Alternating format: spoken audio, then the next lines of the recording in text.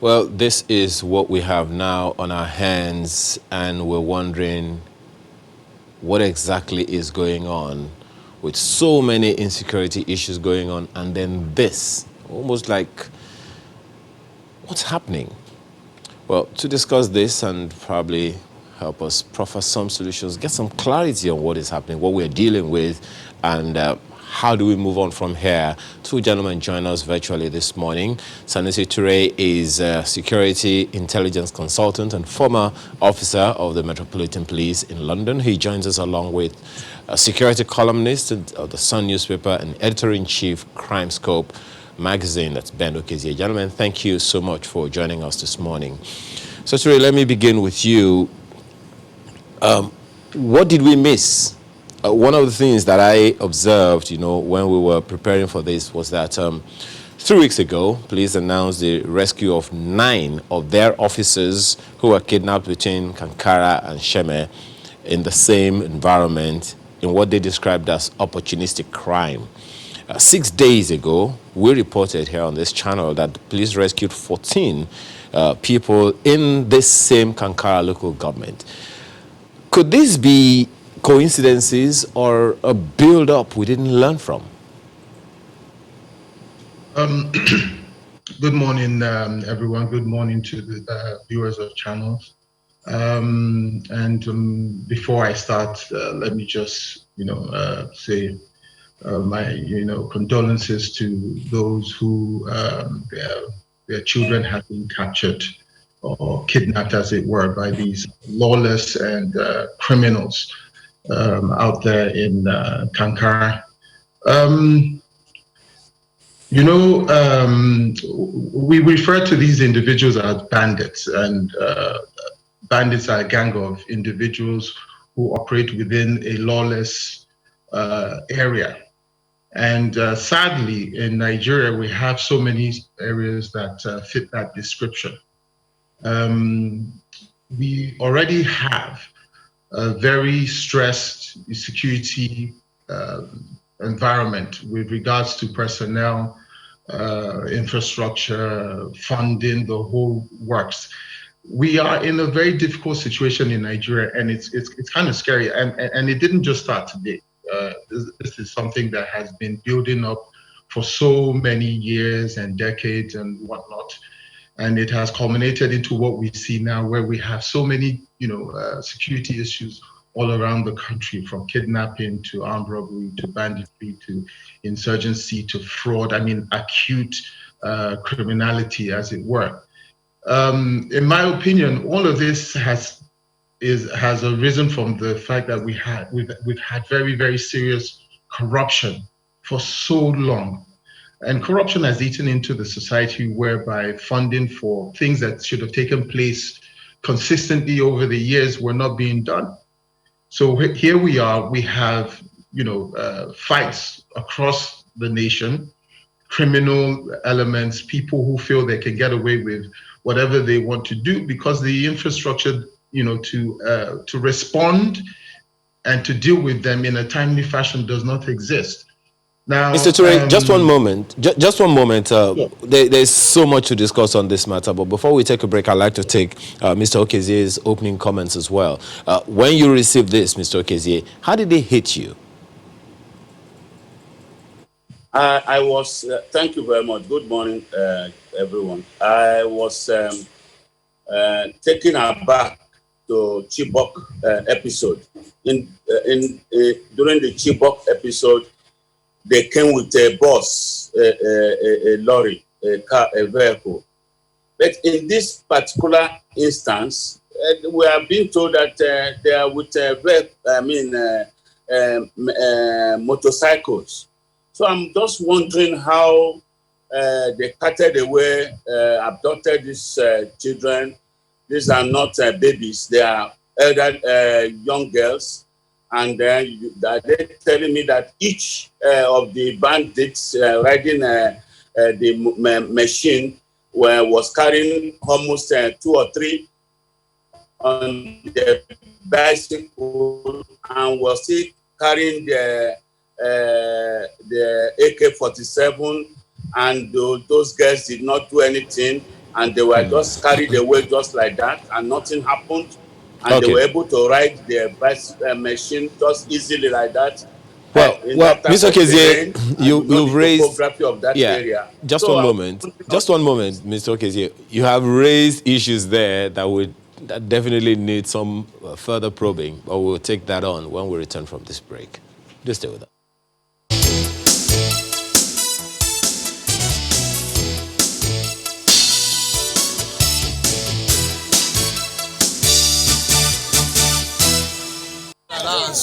We want our children. We want our children. We want our children. Governor must talk. Governor must talk. We want security. We want security. Ankara is bleeding. Bandits is too much. Katsina State is bleeding. We want. The situation has today reached an unacceptable level with the attack launched by deadly armed bandit at Gaman Science Secondary School, Kankara. Information reaching us while writing this communique, many students are still missing. Dark as the clouds may appear, depressing as the news may be, hopeless as the situation may seem, silence is a luxury we cannot afford. The deafening silence in the state to our people suffering is not only morally wrong, but it nourishes, validates, and perpetuates the feeling of our political leaders. We demand an immediate closure of all boarding secondary schools in the state with an immediate deployment of security personnel well equipped at all the secondary schools within the state. 4. Additional security personnel, armor, personnel carriers, fighter jets should be mobilized to Katsina State with immediate effect by the federal authorities. 5. While we commend the effort of Katsina State government for its immediate response, we equally condemned in strongest terms the inability of the president to visit the scene despite being him in the state. The attack of Government Science Secondary School Kankara by armed bandit exposes not only the weakness of the government, but also lack of its concern to educational sector, describing the action as inhuman, insensitive, ungodly, barbaric, and regrettable situation and call for an immediate action. 4. TNG observed with dismay that these bandits are now literally the law in some rural areas in the state, simply because of the absence of any form of government in these villages. They roam the local market with impunity, carrying AK-47 rifles slung on their shoulders. Our stand. 1. While condemning in totality this barbaric act and call for the immediate arrest and prosecution of the culprits, we equally stress the inability of the government to protect those young, innocent, vibrant students from this horrible attack as uncalled for. 2. Failure of the government to rescue the missing student within a shortest period of time. CNG will not hesitate to mobilize hundreds of thousands on the street of Katsina State for a continuous protest until the students are fully rescued. This will happen even if it is going to cost our lives.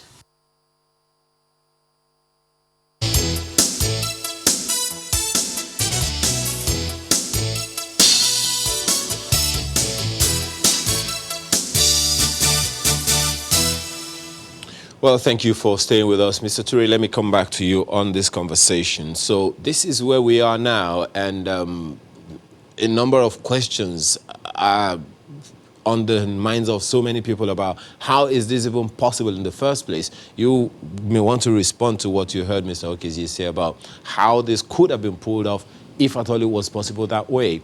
In 2014, they had vehicles with which they took all of the girls at Chibok. But this time around, all we have heard so far is that they came with two-wheel vehicles, motorbikes, and we are hearing between 300 and 600 students missing. How is this possible? Well, as far as I'm concerned, at the moment, how it happened, why it happened, shouldn't be of concern. What is of concern is the response. How are they responding to this, these abductions? How are they at the moment working hard to recover these kids from these bandits? The why and how is a matter for later, and this is for us to learn in order to, mitigate further abductions or mass abductions, as it were. So our primary concern at this... Just one moment. While what you're saying right now, makes a world of sense, I'm wondering how we'll be able to deal with the issue if we do not know how it came up in the first place. I mean, a number of people will be wondering, okay, how do we contend with the issue if we don't know how to backtrack, so to speak, or to try to understand how it happened? Yes, but at the moment, the information we're getting is it ironclad?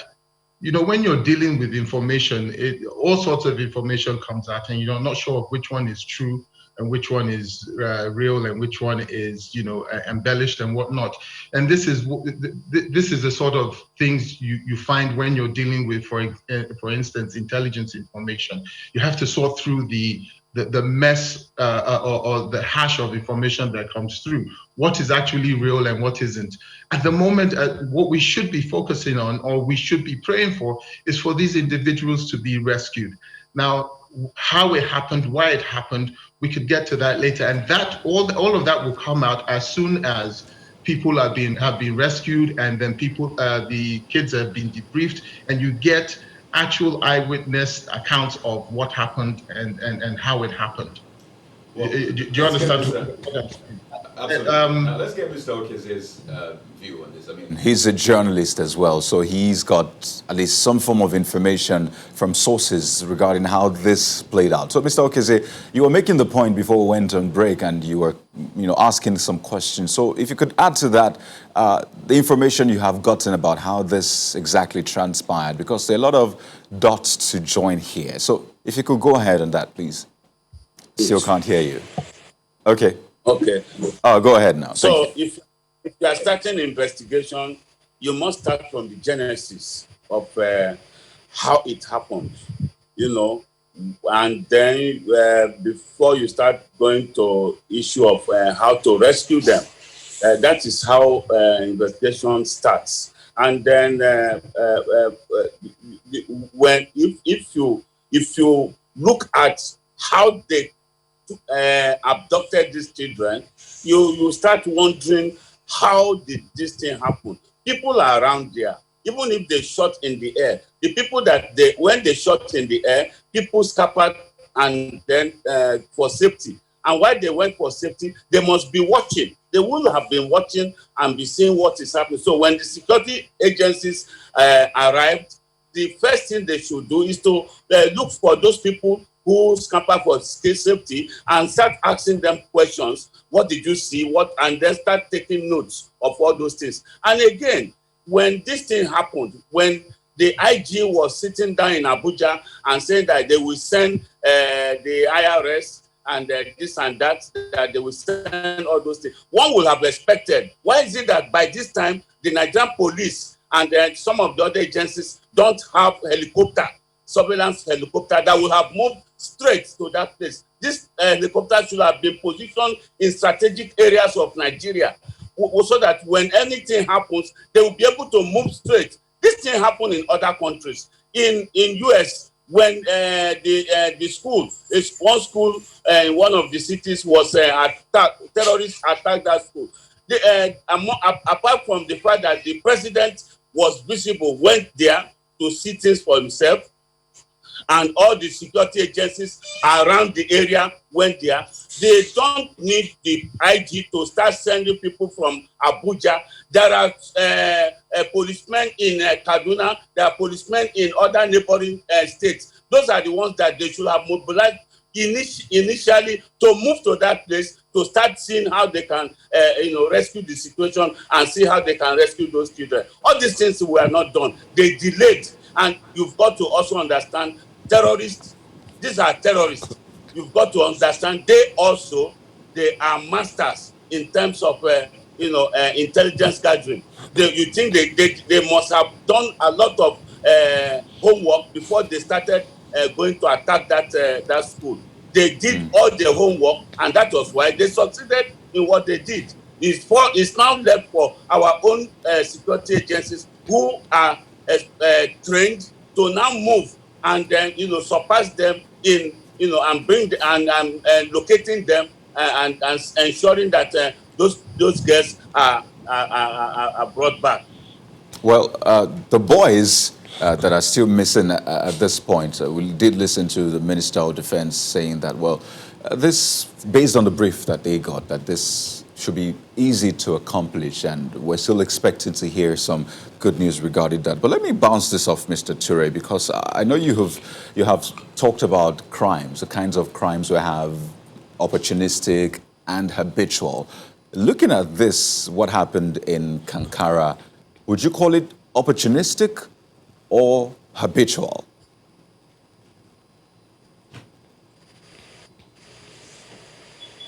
That's for Mr. Ture. Thank you. Yes, I'm muted. Bandits are habitual criminals because what they do is their lifestyle is criminal activity. So my only shock is why abduct these kids? What's the motive behind it? For everything we do, there's a motive. I mean, is it for financial gain? Terrorists do it for a certain reason, for the optics. Is it just for the optics? I know the president was in Katsina. Is it an affront to him to say, look, even when you're here, we can do what we want, and you can't do anything about it? But they are habitual criminals. They're not opportunistic.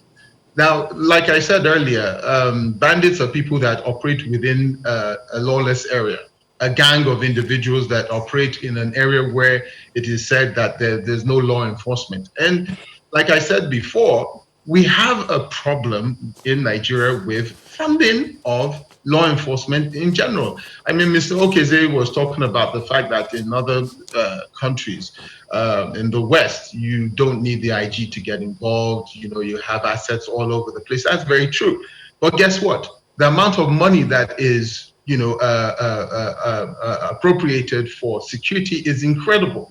Let me just give you an example, because I hear people talking about intelligence gathering, and that we must do this and do that.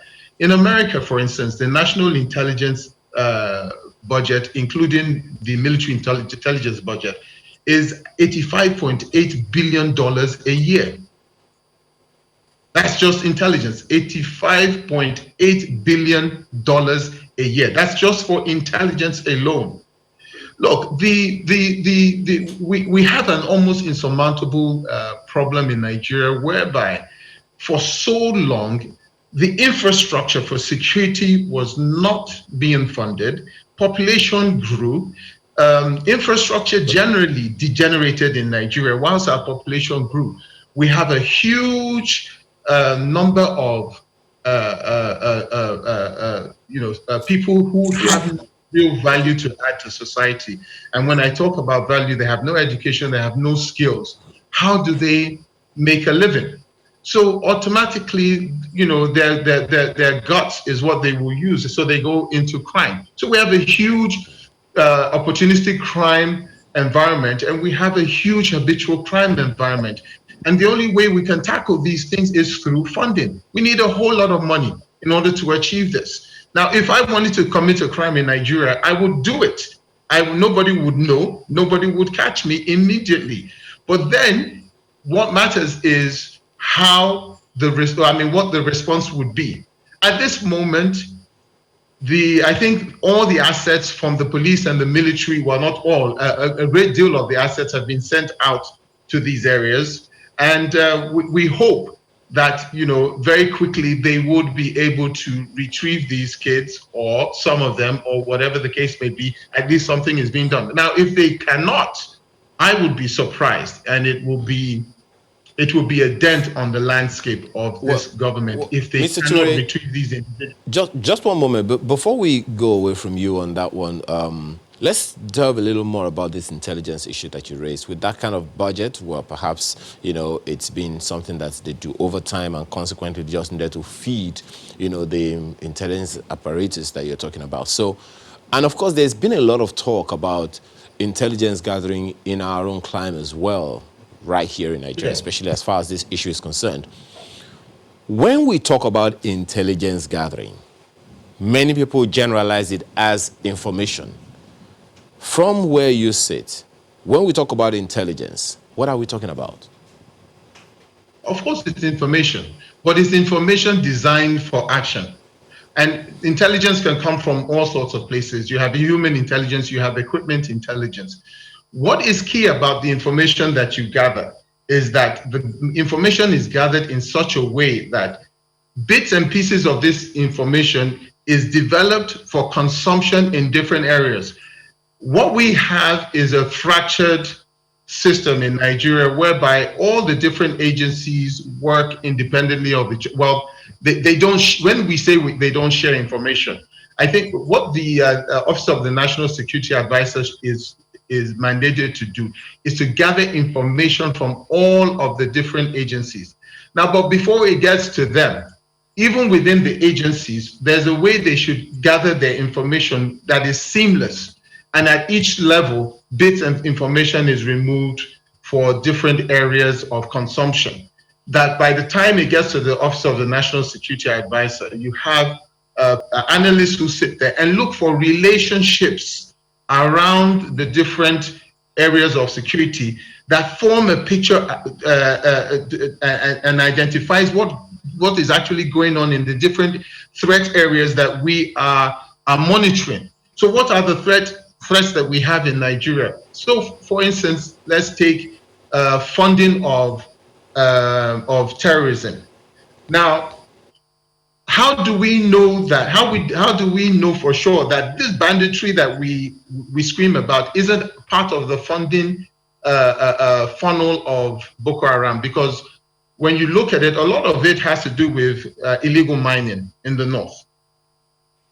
And we know for a fact that during the days of Al-Qaeda used to go into some of the African countries to buy diamonds in free, in countries where you have free markets, and use these diamonds to export these diamonds to other countries, and then have what you call clean money, in a way of laundering their funds that they could use to pursue their wars. How do we know this isn't happening? If the agencies that are tasked with our security, from customs to immigration to NDLEA to police and all the other ones, are not sharing information to look at the relationships that exist within these different agencies, then we will never have a clear picture of what is actually going on in the country. And we can't do this manually. At the moment, a lot of it is being done manually. So for instance, if I have information that needs to be acted upon at the moment, but it's at the lower level, and it's not fed into a system that creates an alert, that alerts my line manager or takes it all the way to the head of the organization, that passes it on to the Office of the National Security Advisor, who then has his analysts look through it and look for relationships, and then maybe a report that was submitted a year ago, which was a low-level report or wasn't being acted on because it was low-level, now is corroborated by that information, then gives us a picture of what is actually happening within that area. We won't respond to incidents or threats quick enough. And that is the problem that we currently have. And all of this requires a lot of money for it to happen. That point is taken. But let me ask Mr. Okezie, one of the things that a number of people have also raised is in our reportage of insecurity in the country. Some believe that the way we report them is just the way is part of the intendment of those who perpetrate these crimes to create palpable fear, and consequently, once we begin to report it that way, they are just happy that one of their objectives has been met. How do you react to that? Yeah, reporting. We have different spheres of reporting. You have the law reporting, you have the accounts reporting, and the crime reporting, or the security reporting. Now, there are the different ways of carrying out this, going about these bits. In security reporting, there are areas that you have to be very careful when you are reporting. That's why in those days, I don't know whether they still do it now. What used to happen is that the security agencies will gather journalists and then who are covering security beats and advise them on certain things, how to go about their duty. Not that they are they are making them not to carry out their specific duties, but to ask them to have in their mind a boundary line when issues of national security crops up. You are because you are part of the country. You cannot start saying because you are reporting, then you jeopardize the national security of your country by reporting, because these are things that can give out your country in many ways. So you have to be very careful. In other countries, media journalists, mostly security journalists, are one of those that the government or the security agencies, they hold high up in everything because of their position in coverage. And then when issues like this, most especially when your government is having security challenges, is bound on you to also be very, very careful. And this thing stops at where the news editors and the editors who are the gatemen of the newsroom, they are supposed to know how to get fish out the areas that they know that this particular report will affect the national security. They can edit that out of.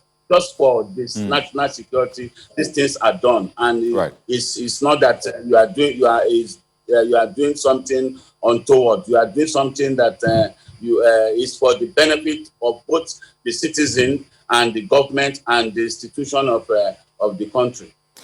Mr. Toure, this government came into power on the heels of that abduction in Chibok, and it was one of the campaign, promises. We're going to fix security, yes, economy and fighting corruption. But security was big because at that time, what we were battling with. I just mentioned the Chibok girls. So a lot of people went to the polls saying, well, a vote for this government means a vote for better security.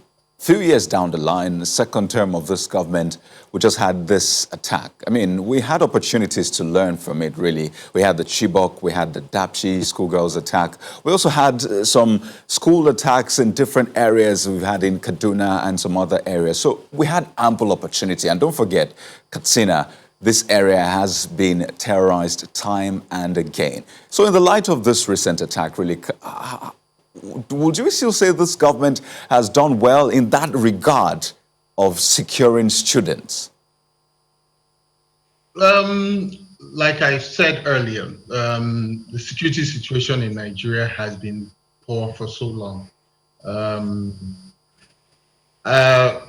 If we take ourselves back to pre this government, personally, I've been involved in security ever since I've been back.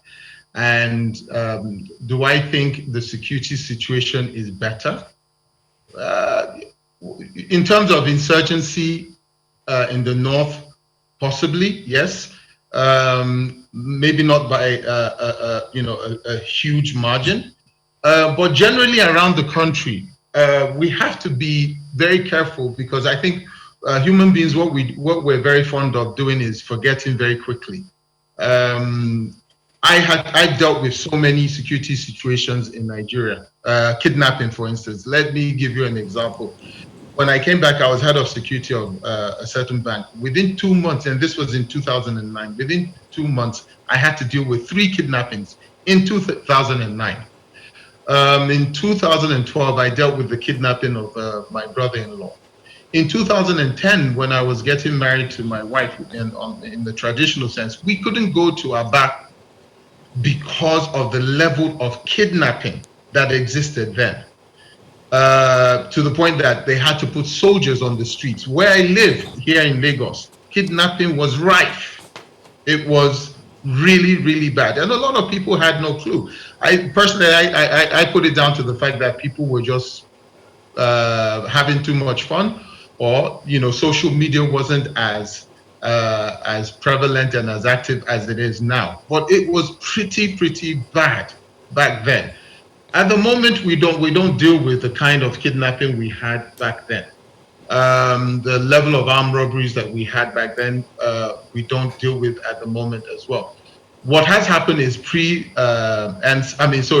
NSAS, the level of criminality has spiked up again, and I think that is a double-edged sword, because naturally around this time of the year, the Amber month, we all know that crime increases. And as a result of the fact that the police officers have been traumatized, they've gone through a very, very, very bad time with their colleagues being killed, and they were targeted themselves. Most of them don't want to go back to work. So we are left with a landscape that is bare and wide open. So yes, Mr. Toure, I try to put this issue in context. I spoke about this government coming to power on the heels of the abduction of Chibok girls. So, the promise to fix security was. So, I'm drawing an inference regarding school students kidnapped, particularly. And if you say, this is something that happened as a result of the NSAS protest, just in August, before the protest, we saw that students were kidnapped in Kaduna State. A school was attacked in Kaduna State. And even prior to that, we had several attacks on schools specifically. Now, I'm not generalizing. I'm talking about students, schools. And that's the context in which I asked that question. Fantastic. First of all, let me just correct something. I did not say that what happened in Kankara was as a result of NSAS. That's not what I'm saying. That's totally not my point. Now, what I'm trying to say is this. Your point was that this government came into place as a result on the heels of the Chibok girls kidnapped, saying that they will sort out security and whatnot, and within schools. But I do know, for example, the private schools in Lagos, once the level of insecurity, I think there were a couple of kidnappings that happened in schools in Lagos State at the time. And what happened was that the schools eventually decided to beef up security. They brought in security consultants. There was a school that I was involved with, and I know a lot of other security practitioners were involved in other schools to help them develop their security policies and then their security architecture framework in order to keep their kids safe and secure. Now, the same thing needs to happen right across the board. I think what maybe what they should do is come up with a policy for schools in terms of security, in light of the fact that these are the trends. The trends are that people are using the opportunity to kidnap kids in order to make a statement. Because are they kidnapping kids for ransom? These kids that have been kidnapped in Kankara, are they being kidnapped for ransom? As it stands at the moment, there's been no communication as to the reason why they were kidnapped. Okay. Well, it's a long haul, Mr. Toure, and certainly so many issues have been raised about that. Talking about the students, you would remember, talking about security for students in schools, you would remember that in 2014, in the aftermath of the kidnap of the Chibok girls, the Safe School Initiatives was initiated here in Nigeria. How far so far?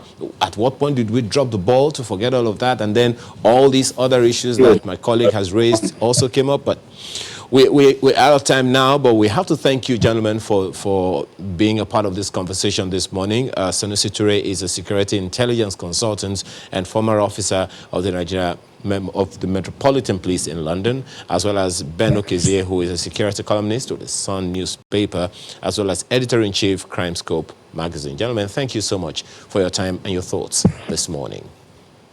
Sunrise Daily continues in a moment. Do stay with us.